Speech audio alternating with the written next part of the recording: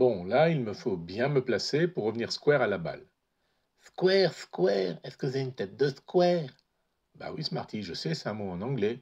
Cela veut dire perpendiculaire. Il faut que ma tête de club revienne square, donc perpendiculaire à la direction visée, pour avoir une chance d'avoir une balle à peu près droite. On en avait parlé avec la notion d'angle droit, tu te souviens? Ah oui, c'est vrai, je me le rappelle, mon pacalou. Et alors?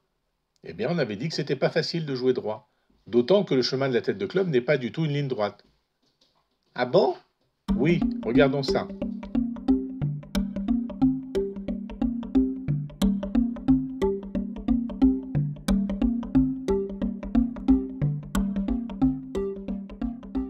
Alors donc, avec ce swing, qui est une rotation autour de la colonne vertébrale, ou un peu à gauche dans les faits, la tête de club va suivre une courbe dans l'espace sous la forme d'un cercle.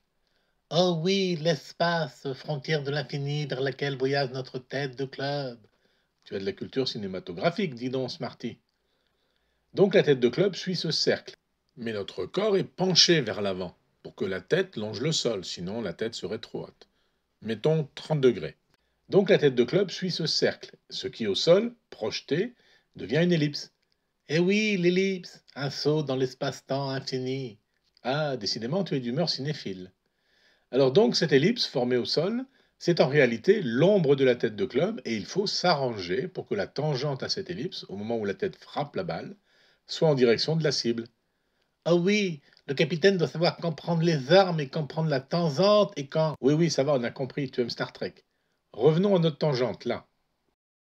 La tangente, donc, c'est la droite qui passe au ras de la courbe, comme limite des droites qui passent par deux points, tout près du point de contact. Bon, très bien, le théoricien.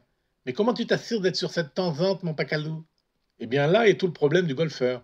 Certains spécialistes disent que la ligne droite est illusoire, impossible à réaliser. On va préférer d'autres courbes pour la balle, telles que la balle en draw, l'effet lifté du tennis, ou le fed, la balle coupée du même tennis. Alors rendez-vous dans la prochaine vignette pour étudier comment on peut réussir ces effets, et toujours en utilisant des tangentes, mais à d'autres points de l'ellipse. Monsieur Cassou, je vous laisse les commandes de l'Enterprise. Je vais manger mes croquettes. Téléportation.